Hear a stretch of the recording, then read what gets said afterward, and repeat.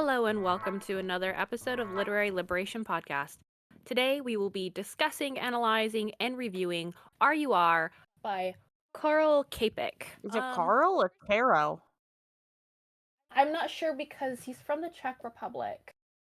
So I Okay, don't know how to pronounce it correctly because there's also like a little thing over the C and I don't know what that means me neither. in Slavic. So I don't really know. He's We're dead. doing the best we can. Um Kristen and I have adopted a Palestinian family that is currently still stuck in Gaza. Mohammed's neighborhood was bombed and killed 22 members of his family, leaving him responsible for his 4 younger siblings who were pulled from the rubble. We have their family's GoFundMe linked in the description, and they are very close to their goal. Please donate below. Don't forget there is a link below to sign up for our free reminder where you can get more information, updates about us and the podcast. I don't think we're doing the newsletter anymore. I'm just going to send reminder emails out, maybe. I don't know. I don't know what I'm going to do with that. All I know is that we have an official book club. That is what is getting introduced in the new year. So if you go By to the time this is up, fable.com we are already or not, in the thick of it. it has to be on the app because it's mainly like an application sort iOS, of Android. social media. So you go on Fable and you look up lit, L-I-T, lib, L-I-B, pod, P-O-D, and it'll pop up and it'll be our official book club. We're going to be reading books that we're going to review on the podcast once a month. So we have people in the community who get to read along with us. So I thought it'd be fun to do that. But it starts January 1st. We're going to be reading The Dispossessed. So go sign up there, which it should be down below in the description. So Yes, and by the just time putting that out there. This is not scripted. This is we haven't add this to the script. That's why it's so lively. by the time anybody sees this episode 2, we'll have already been, I guess, about halfway through the book club, like for the book for that month. Yes, I think so. So if you don't get signed up for this month, that's fine. We'll We're going be to be doing it doing one them book a every month. month. So for more content outside of the podcast, please check out our Instagram and TikTok at Literary Liberation and Twitter at LitLib Podcast. We're also on Threads, which is connected to the Instagram in case TikTok does get banned. I don't really know what's going to happen because this is going up early January, so we have no definitive answer. So right now, we still are on TikTok. Putting that out there. I'm your co-host, Mariah. You can find me at Hungry Rye on all social media platforms. And I'm your co-host, Kristen. You can find me at KRXXTXN on all social media platforms. Moving on, this is not a typical book that we usually review on the podcast or that we review at all because, one, technically it's not a book, it is a play Yes, this was something that Kristen had watched. If you don't know, Kristen is really into video essays.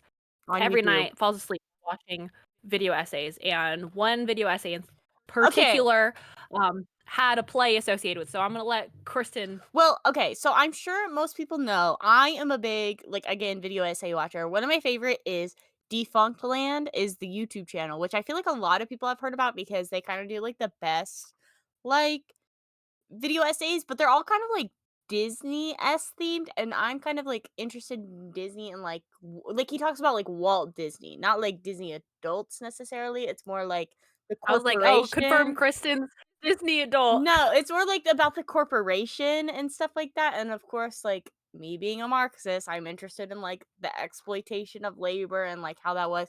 But he had a new one come out like just before Christmas, basically, of it's like about like the animatronics that Disney ends up having and like the history of like animatronics and how like they've started Oh, as like the ones they like discontinued, and there's like a whole like set right where they like keep them all hidden behind, and somebody like try to steal one. I don't know anything about that. They didn't really talk about that. They talked more about, Really? like, the Oh, construction of it and, like, how they have, like there was, like, the jungle cruise and, like, with the animals and stuff, but basically, there was originally, like, these automatons that were, like, made in, like, the 17th century and stuff like that, and then this video goes into, like, the history of that, and it's, like, a really interesting, like, topic that I didn't really think I would be interested in like that, but again, like, the idea of, like and I think this is especially relevant to like worker exploitation and like what we like are interested in and what we believe because it's almost like with automation and like the industrial revolution and stuff like that and about how we look at that and about how that did not even improve like the lives of workers, it just improved profits for like shareholders and stuff like that. And so It was a really interesting video. I really recommend it. I might link it in the description if anybody else is interested in something like that. It's a really good video. But this video like ends up just having a passing mention of RUR, which is Rossum's Universal Robots, where they're just talking about like the origins of the word robot that basically came from this play that was written by Karel Capek, and it basically was the first iteration of robot ever being used, and it's kind of like just a normalized term that we all use now to like discuss like AI and like bots and like all of that sort of thing with like today's technology. So I thought it was a really interesting read. I wasn't necessarily planning on us doing it for the podcast, but I had sent it to Mariah like, "Hey, like we should check this out." And Mariah's I guess instantly like picked it up and like read it like in a day.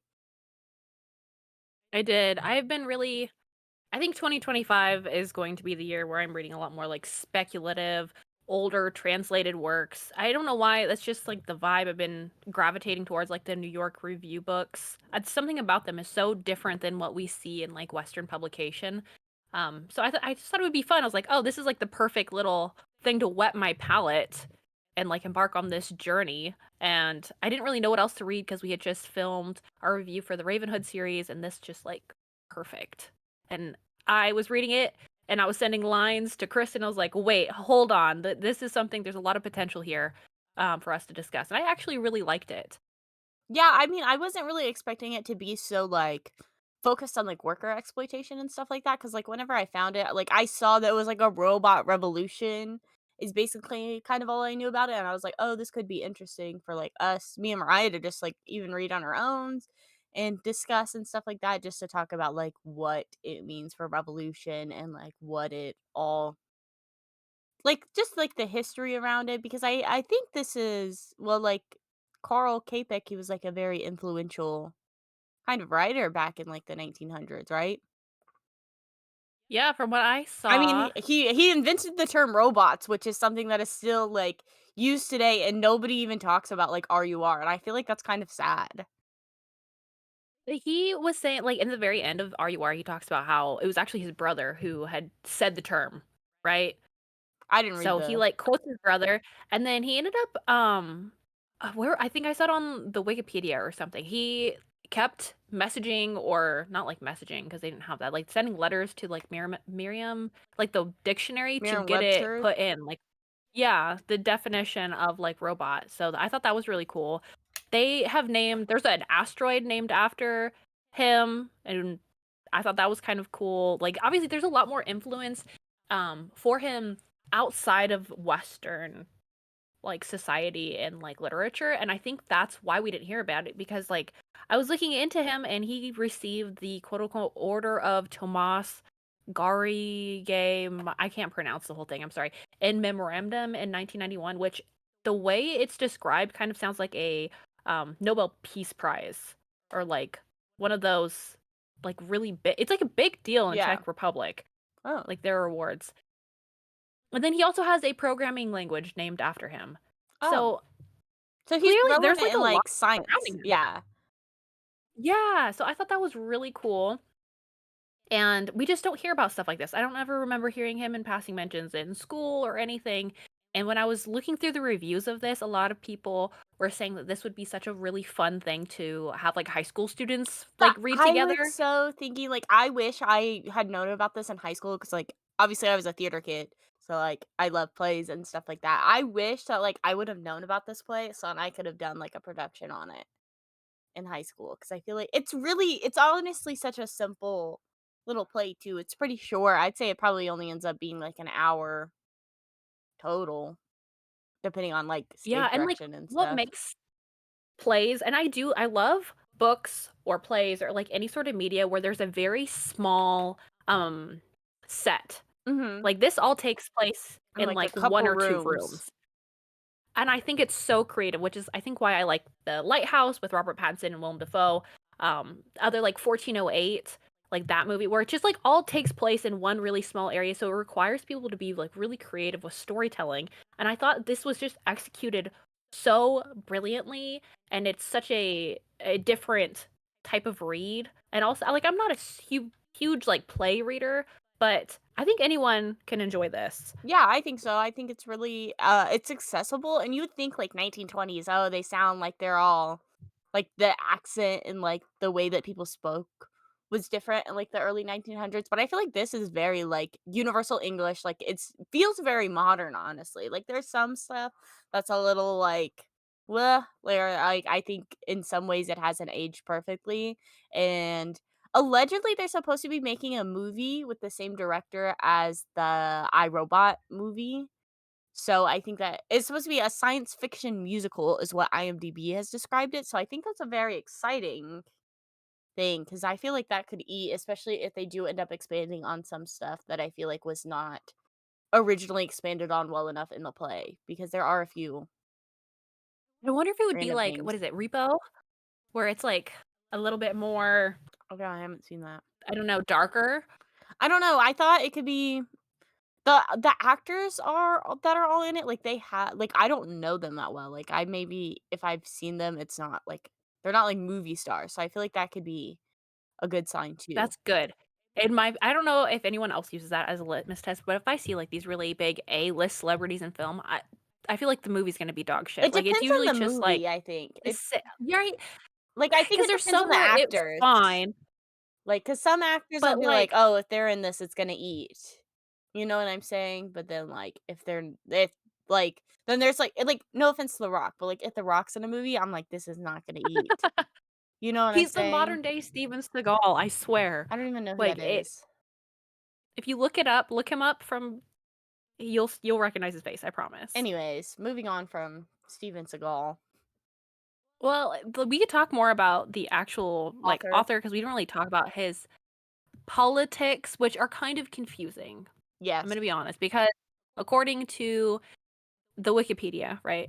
I know Wikipedia is, like, not your best my source, favorite whatever. resource. I try to Yeah. look because it's, people contribute to it, but he campaigned in favor of a quote unquote free expression, strongly opposed the rise of both fascism and communism in Europe.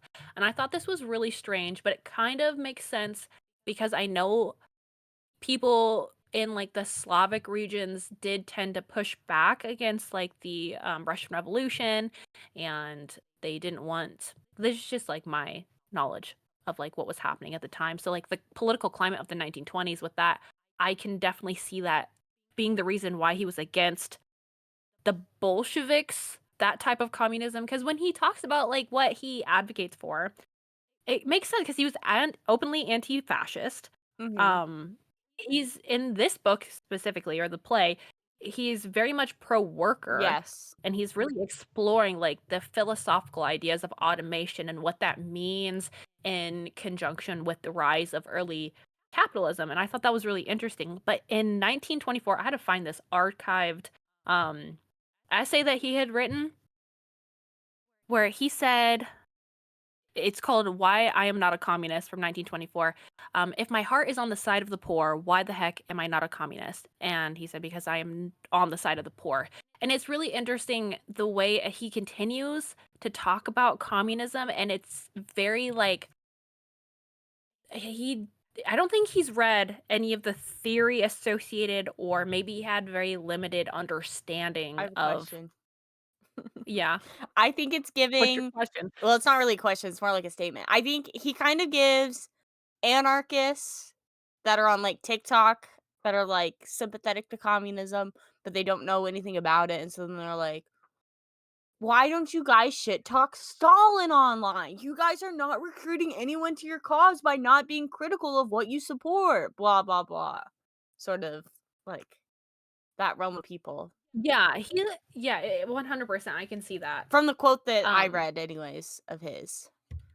there's some other things where he talks about like violence because he's kind of anti-violence, but not necessarily pro-pacifism. It's really confusing reading through this, but he concluded this little essay by saying communism shuts down a cordon between them and the world. When he's talking about them, I think he's talking about the proletariat. And it is you, communist intellectuals, who stand with colorfully painted shields between them and all that is ready for them as the share for newcomers. So he does take like an animal farm approach to this, and it's unfortunate, but I don't think it necessarily negates what we're gonna talk about in this. It's just No. good to kind of see where his politics are for the time in connection to the political climate so that we can have a more robust discussion about the material, which we're gonna gain which we are going to get into. I don't know if it's of value looking at Goodreads reviews because some of them were really silly. I don't know. Kristen, would you end up rating it? I gave it 4 stars, even 4. Um, Not that we really talked about the plot of this either yet, so before I think we go into spoilers, I do think that me and Mariah obviously both recommended it. I know Mariah gave it, like, glowing 5-star review. Very much loved it. I gave it 4 stars. I really liked it. There was just, some stuff I feel like was not, and obviously, like, I know, like, reading it is not the intended way to consume this story. It's meant to be seen on stage and consumed as a production in that way. I am in theater. I understand this. I visualized this as I was reading it. So obviously that's going to have an impact on what I directly rate it as reading it in that way. I do think this could be a very lovely play and I could see myself very much enjoying the play, but I just think it got a little too religious for me. And those that are frequent listeners of the podcast, I did not really grow up religious. I'm not big into religion. I never have been, never will be. So some of the religious themes that kind of end up coming in at the end were not my cup of tea and not something that I was interested in. I was really interested in like the worker exploitation sort of aspect of it, which I feel like ends up kind of falling off at the end, like finale scene, if that makes sense. Mhm. And I see that's where I was like, "Oh, wait, there's a religious element." I thought it was so interesting, especially of the time, to have that in there because critiquing Christianity, especially that early on in like 1920s, Hmm. is kind of like sock religious. So I thought it was a really nice addition to it. And I think it played into it really well just based on like I can't say mythos of Christianity because that's not the technical term, but like the lore. Yeah, the lore. The To put it sacred how I text want. of The Christianity. sacred text and teachings of Jesus Christ. But we'll talk about it. Yeah. There was about you were wondering about like the Goodreads popularity that we usually discuss. 15,000 ratings, 1,000 reviews. It has an average of 3.84 stars on Goodreads. I did notice that some of the one-star reviews were kind of weird. There was a guy named Oakley C. Apparently, he's an author. Um, and he wrote a really strange review talking. He's like, what was it?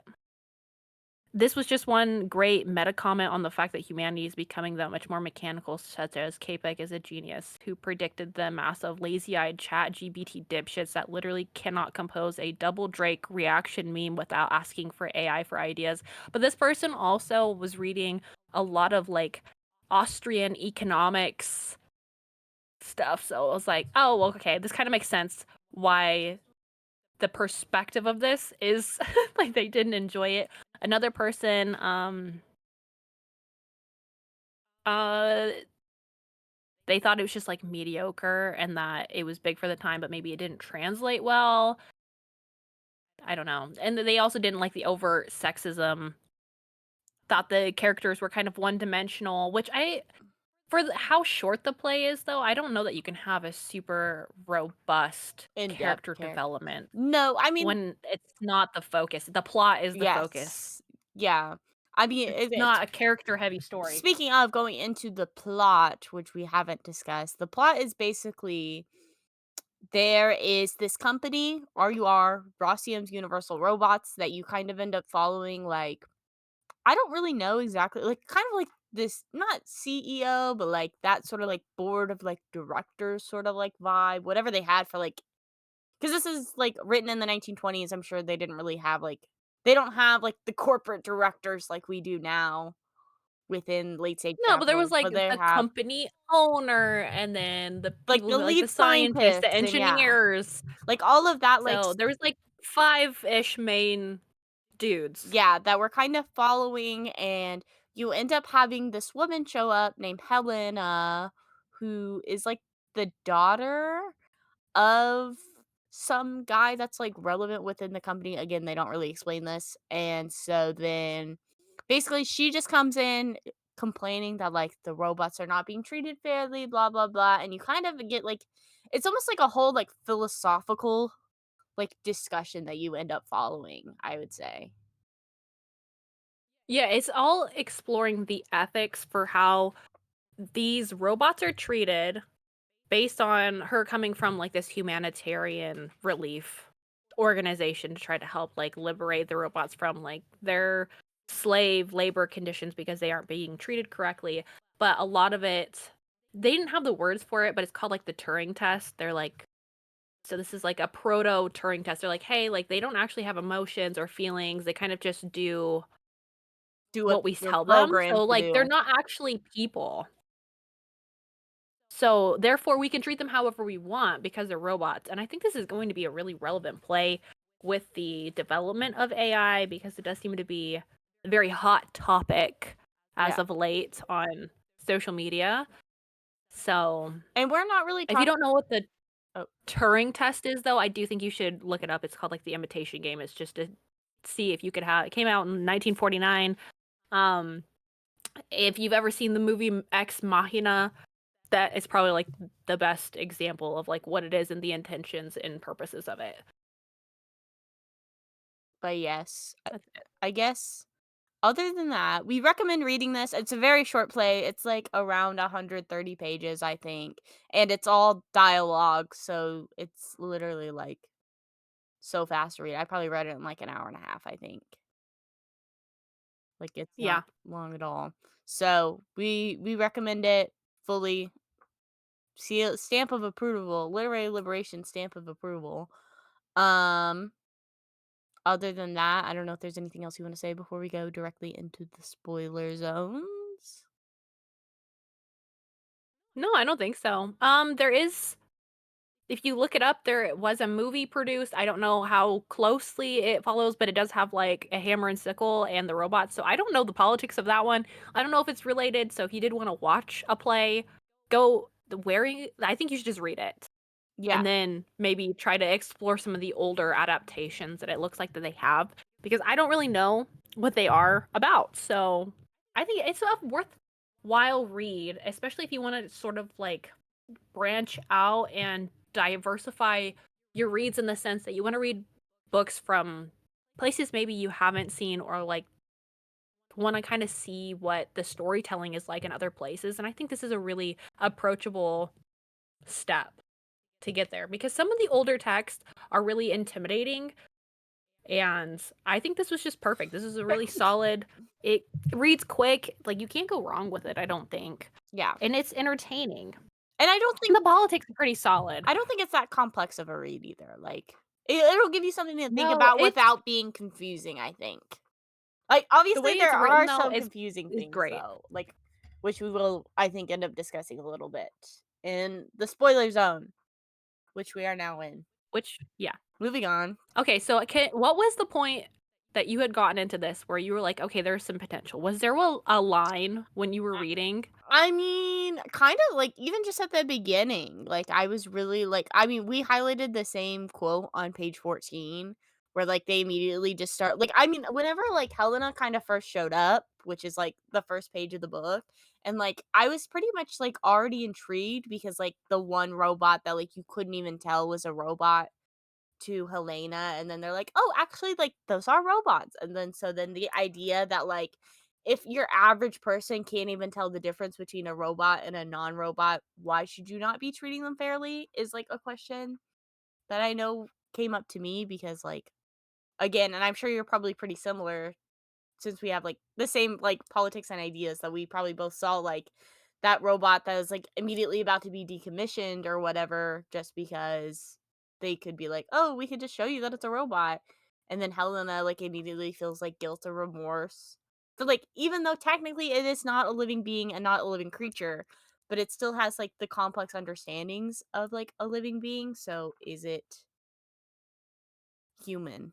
I guess is like the But overall at this question. point, we don't really have a clear idea of just how concise because it's kind of pitched in a way that like, oh, there was just like a fault in the wiring and that's why this is happening. Like there's just the decision making, computing didn't function right and that's why they acted out. So as readers or viewers of this play, we're kind of led to believe that okay, like this was just like a one-off experiment. But you read more and you learn more about how there's more instances of these robots acting out. And it kind of reminds me of that AI robot in that factory that like redacted itself, where people were just like, "Oh no, like that's kind of crazy." Did you not see that? No.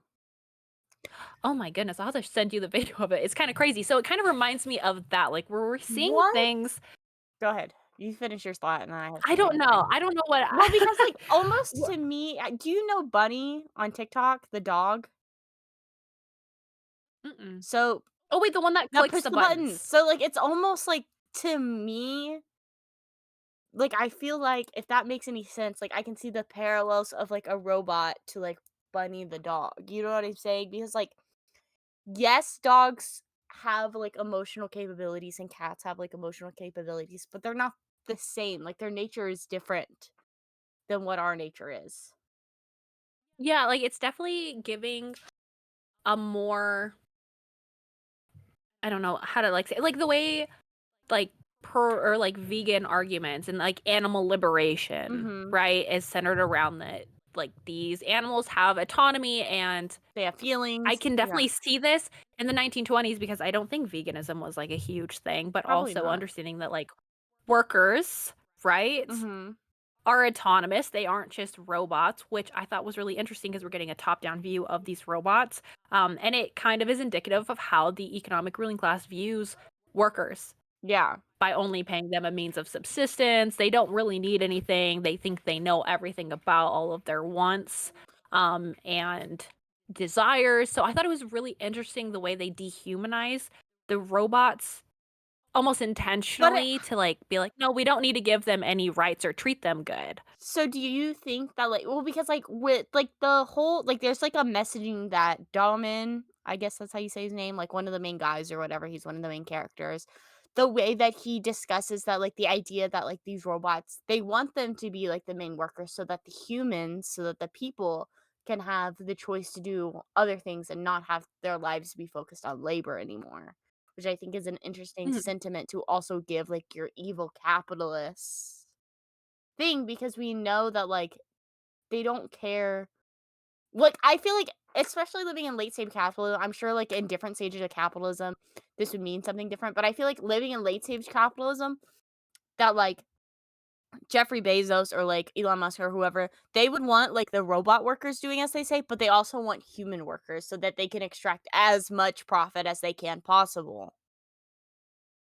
Yeah, because like if you look at some of the lines that was, what do they say? That they wanted, they were talking about how work. They They were talking said about the work. they have one robot can take the place of 2.5 workers. The human body is very imperfect. One day it had to be replaced with a machine that would work better. And then Buzzman says, people cost too much, Fabry. They're very unproductive. They weren't good for modern technology.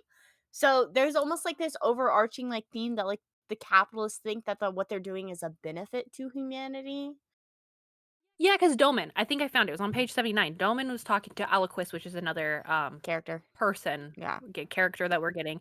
That this is our last hour. It's almost as if we're speaking from other world already. Aliquist put an end to the slavery of labor was not a bad dream. Work humiliates. Anyone who's forced to do it is made small. The drudgery of labor is something dirty and murderous. Oh, Aliquist, the burden of work was too much for us. Life was too heavy for us, and to remove this burden, it's like goes on.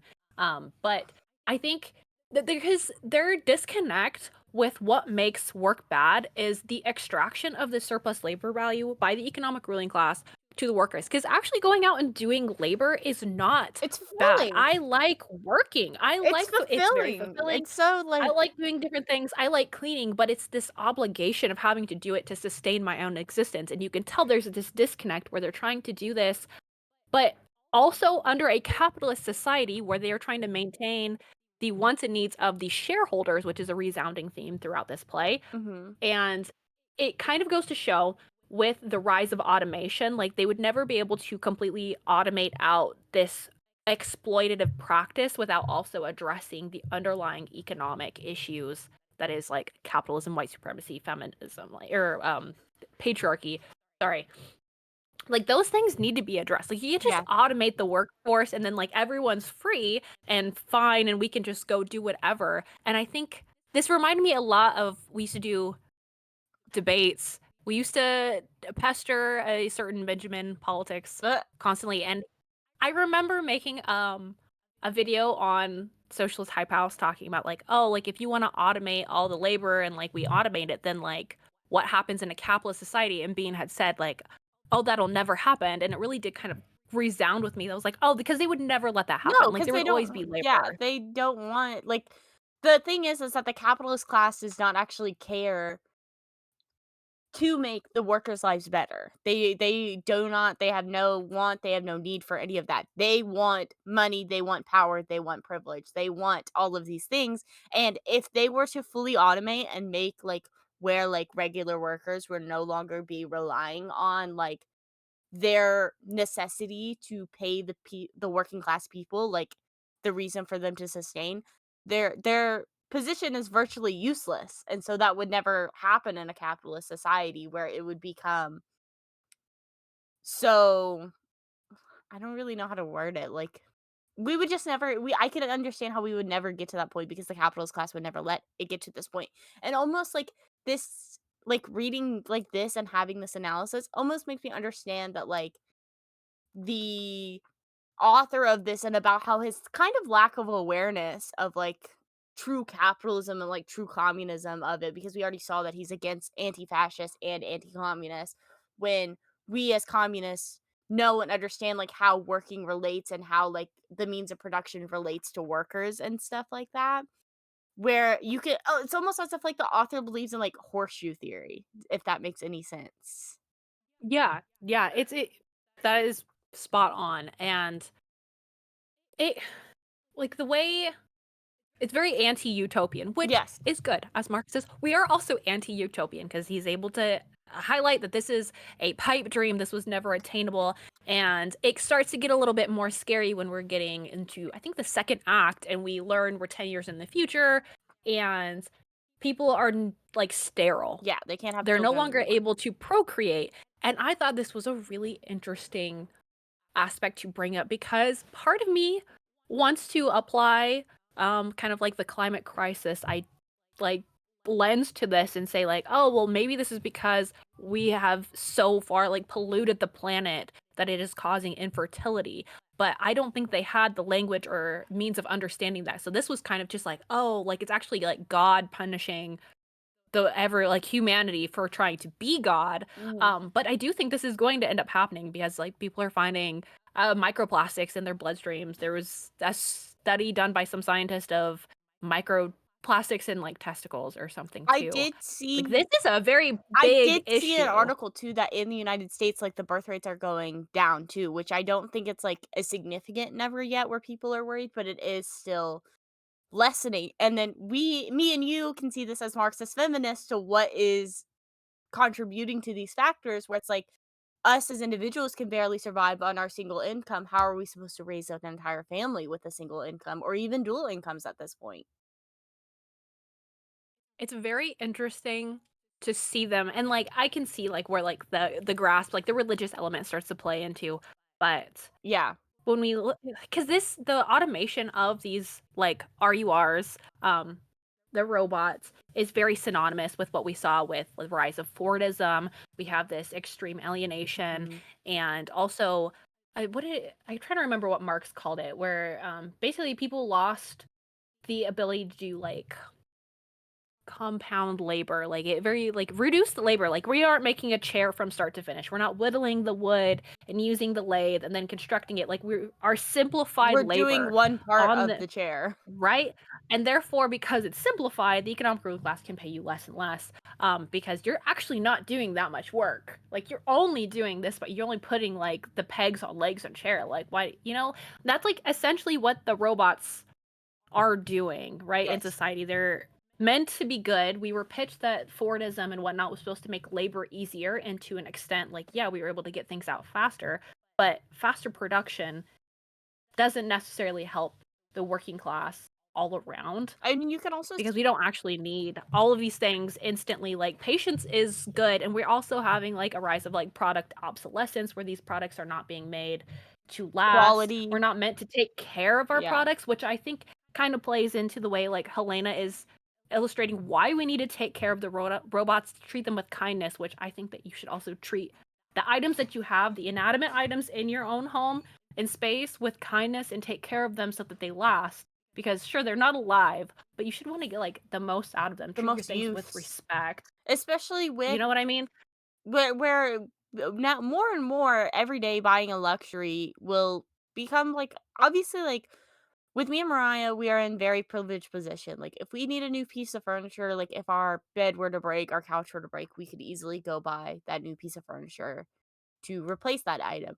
But not everybody has that same accessibility where they're able to just instantly replace the item that has fallen apart or the item that is no longer good. I mean, I've been seeing a lot of people on TikTok and stuff now too, like talking about what's the word? Not repair, mending your clothing and stuff like that because especially with like the prominence of fast fashion now within society, people are so quick to replace their article of clothing. Like, oh, I ripped my jeans. Instead of patching the hole with your jeans, you're gonna go out and buy a new pair of jeans. Whenever in reality, people have been mending and fixing their clothes for hundreds of thousands of years now, and that's a practice that we should be bringing back because we don't need like the newest pair of jeans every single season. Yeah, and I do think when we look at the education system, and I can only say from what my experience was, I don't remember there being like a Practical, clothing no. class. That was gone. I mean, We didn't have anything like that. We had an auto class, we had like a woodworking class, but then some of the other like metalworks classes and whatnot like have basically been gone from when my sisters went to this school. They used to have like really cool classes that would teach you how to like weld and stuff, and I don't think those really exist to the extent not that it even did like before. home ec exists anymore either. Just like a cooking class that you could have like within your school where you could be learning about like basic cooking things and stuff like that. Because I think now too, especially the sentiment like remains where it's like the American school system is not raising like people to be productive members of societies. They're raising to be making productive workers. Yes. Yes. Pedagogy of the Oppressed. I cannot stress that. That was such a good book this year by Paulo Freire, Brazilian, I think, or Portuguese. I can't remember. I think the story was translated from Portuguese, so he's Braz- Brazilian. Portuguese is the official language of Brazil.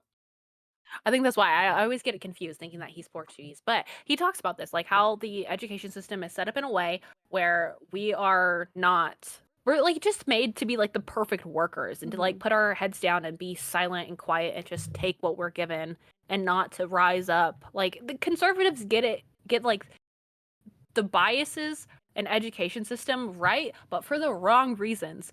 And it drives me nuts because they're so close sometimes, Yeah, but then it turns into like reactionary, like they just want to teach you how to be gay. And it's I wish. stupid. No, it's like in reality because like and that's the thing too, especially like living here in the South in at least in my communities, which is again another reason why like we talk about all the time how you can almost have more productive like worker and like communist like ideals be spread to conservatives because they get like those things about them understanding like those different things where I've recently converted someone to being very sympathetic to communism because I talk about too like they have the same complaints where they're like the education system is not there to actually help people learn and to develop and to become like new things or their own things or anything like that. It's literally just to prepare someone to join the workforce. And it's like labor is important, labor is a necessity. We all know this, but it doesn't feel as a necessity and it doesn't feel helpful and it doesn't feel worth it in society if you're not receiving your full value of what your labor is.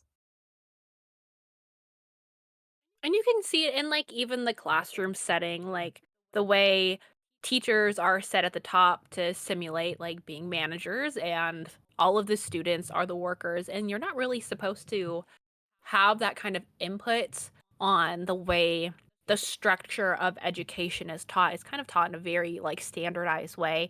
I know there's some schools that are changing that, which is really good. Like I do think that we should like reevaluate the way that people learn because there's so many different learning styles Mhm. and people's interests. Obviously, there has to be some sort of baseline. People need to know how to like read And and right, they need to yeah. know how to write and Understanding basic critically think, history, like, there's understand history, like robust history. And also, I think people should be able to be taught how to do these things on their own, which is a so then aspect that people can I was not yeah. taught. I think that's, like, one thing, and I think the only way that you really get that true, like, forced education where you're learn to teach yourself is either through a hobby, which is something that you're choosing to do yourself, or if you're maybe in more college classes and things like that, but then college is, again, so inaccessible for so many working class families here in the United States, at least specifically the United States. Other countries, I'm sure they have some benefits in that way. But again, like, it's like me and Mariah are Marxists not because like the school system made us Marxists. We're Marxists because we were interested in learning God, about I wish. Marxism. And we were able we as children and younger, we were able to learn our own hobbies. Like I was an avid reader as a kid, which made it so that I'm an avid reader now. And so I'm much more able to pick up a book and read and learn from it than somebody who was never read to as a child and stuff like that. Like there's so many things like culturally that I don't think people are so aware that has so much impacts on you as a person and how you view the world. That was a good rant Yeah. or ramble or tangent, whatever we want to call it. Do we want to? Is there anything else we really wanted to explore with this? I don't know necessarily that the ending is of value. I think it just goes back to like the proto like Turing test. Mhm. But I did like how on page 103, Radius is one of the robots. He was one of the first robots that ended up having The like rebellious thoughts that we are kind of introduced to in the first act. I think he's like to be decommissioned, but we find out that he wasn't. But Radius is telling Aliquist, which or he's looking at Aliquist, which is one of the workers.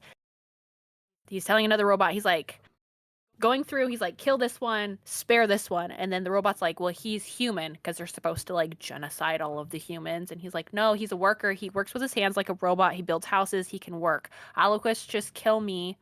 Oh, wait, no, Aliquist said, just kill me. Sorry. I have this formatted really funny. yeah. And Rady says, you will work, you will build. Robots will need many buildings. Robots will need many houses for new robots. You will serve robots. And it kind of reminds me of how after and feel like this is what it's supposed to be emulating is after the revolution, how they revolutionaries made people like petty bourgeoisie and the bourgeois do working class tasks. Like, Yeah. no, you have to be a worker now. Like, you're one of us. Like, you have to contribute to society. Like, you were exploiting from society. Now you need to contribute.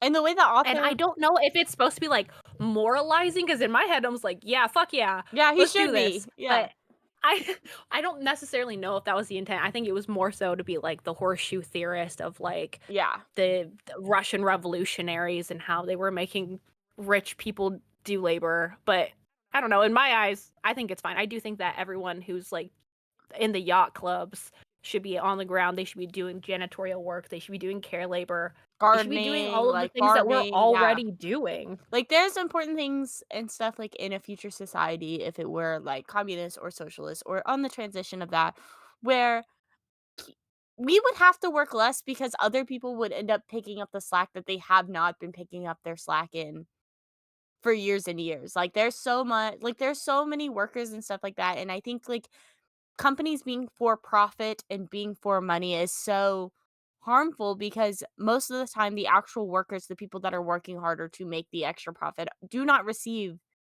the profit benefits like the higher ups do. Well, and like these people, like all of us, we're an overproductive society, and we're also a very wasteful society. Like Mhm. we overproduce, and we can't consume all the things that we produce. So it's like an makes a sense like why we would suggest that like oh a work week in a communist society or socialist society would be significantly reduced because we We not don't need to work yeah. that much to sustain our existence like collectively. Yes. Like we are overworking ourselves and then we should have time to be able to educate well on like the subjects that we feel very passionately about to have the you know, like Communities achieve be like self actualization and like the Maslow's hierarchy. Like are not there, but we want to get there so that people can be like the truest forms of themselves. Yeah. So I don't want it to seem like we're being utopian. Like that is just objectively we are way too productive as Yeah. a society and wasteful. So I naturally mean, we're going to work a little bit that's less. what I'm saying. It's like people do not understand like how much food just in the United States gets thrown away a day alone, how many clothes end up in the ocean of fast fashion and stuff like that. Like there are so many like basic things. Like we have so many extra homes that are being built that we don't need. Like because we have enough homes already for everybody at this point where it's like Actually I want to buy a home to turn it into an Airbnb. we don't need all of these extra like amenities whenever we have enough to sustain what is already here, but there's still people going without. And I think that's like the Exactly. base Exactly. I that's why think that's like the baseline for us would be at least like getting these people clothes and homes and foods. It's just like the baseline of what we fight for, I think.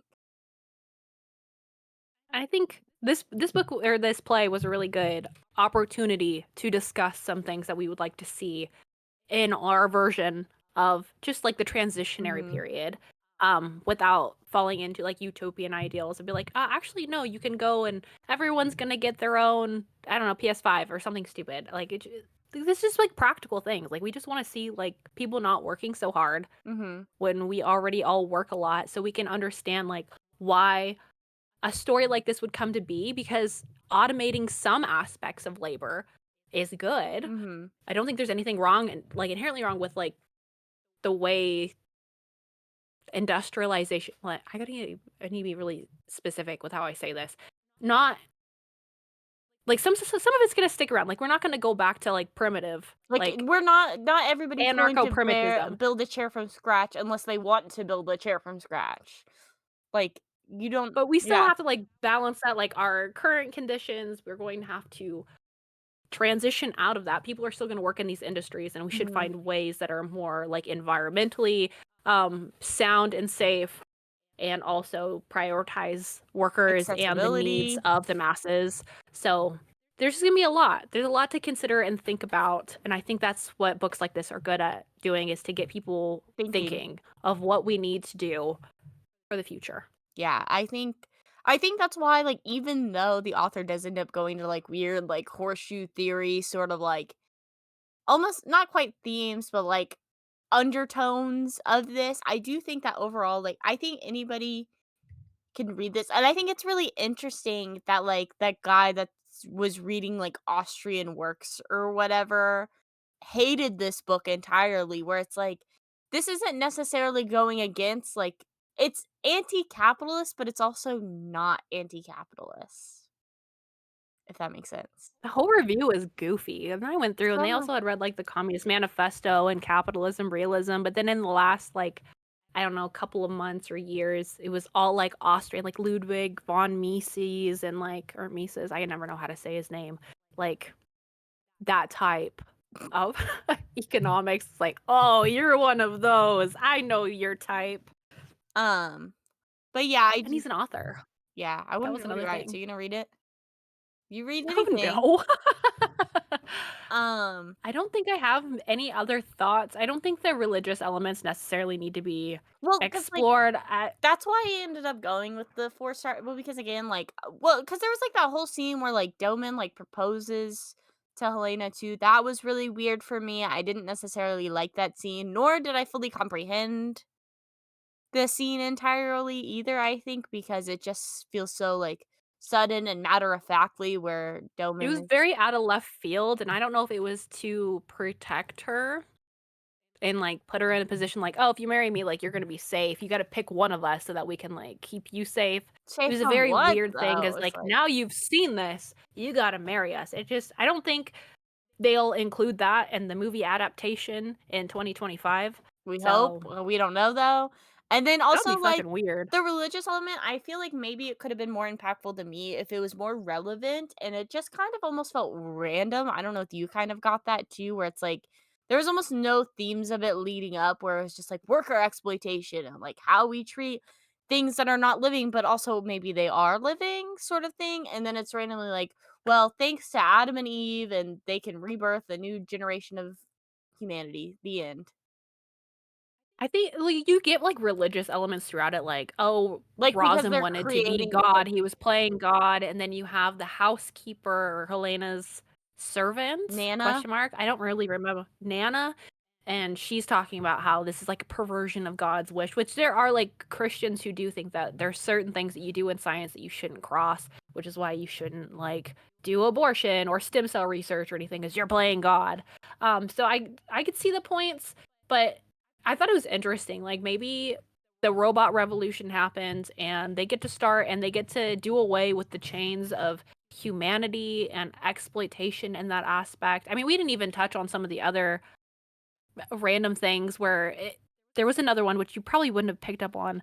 Um, where was it? Where they were talking about how they wanted to diversify the robots. Oh, yeah. Doman talks about it. That means that each Yeah. factory will I reproduce did highlight that. robots of different, like skin color, hair, language. The robots will be strangers to each other, and they'll never be able to understand what the other one says. And it's very much like the But Tower of Babel. Babel Yeah. in the Fable. Bible. So like there Fable. is Babel, Babel. I don't remember saying that. Like, but yeah, I thought Well, that was yes, but, one like, of those things that kind of gives you the idea that like these people are actually God, so that like the humanity that you're gonna have right now is actually a product of human see, of that, though, creation. I thought that was weird. I didn't necessarily get that as, like, a religious theme. I thought that more of, like, a critique on, like, society within, like, racism and, like, that sort of viewpoint. I was more going into Yeah, but it. it's like not a it could go any way, You and I know. didn't necessarily like it, but I did highlight it because I thought it was strange. Yeah, well, because it's like, to me, it was more representing that, like, people, like, here in America that are, like, xenophobic or racist and stuff like that, that are, like,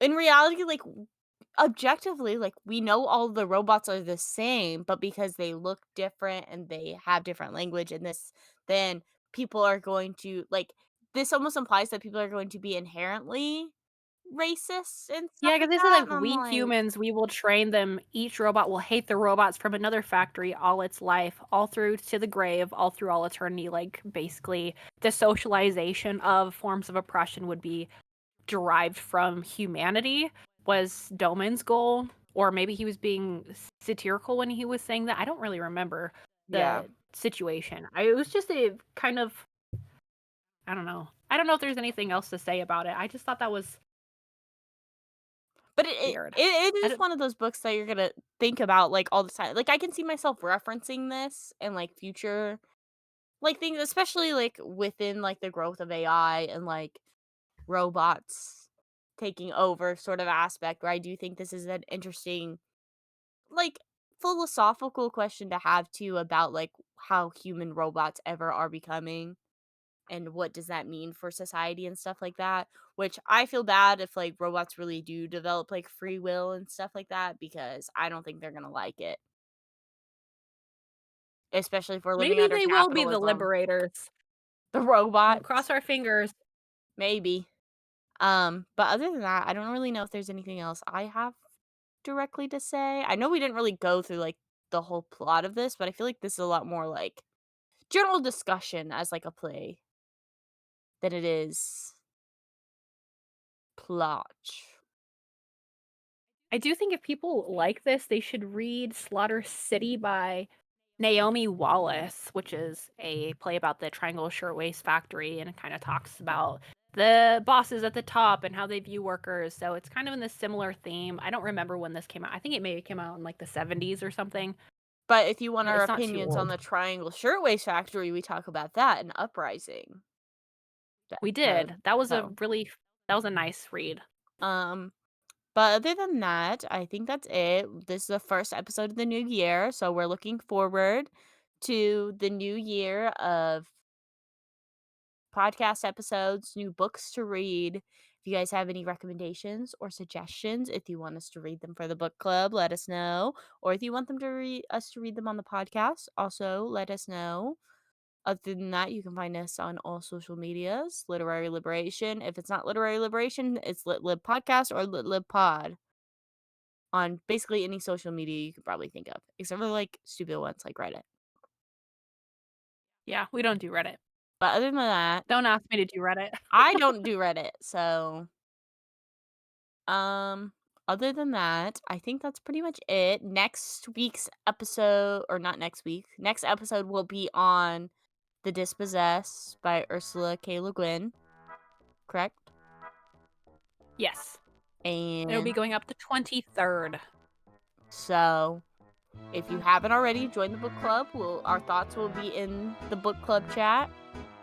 Um, Other than that, I think that's it.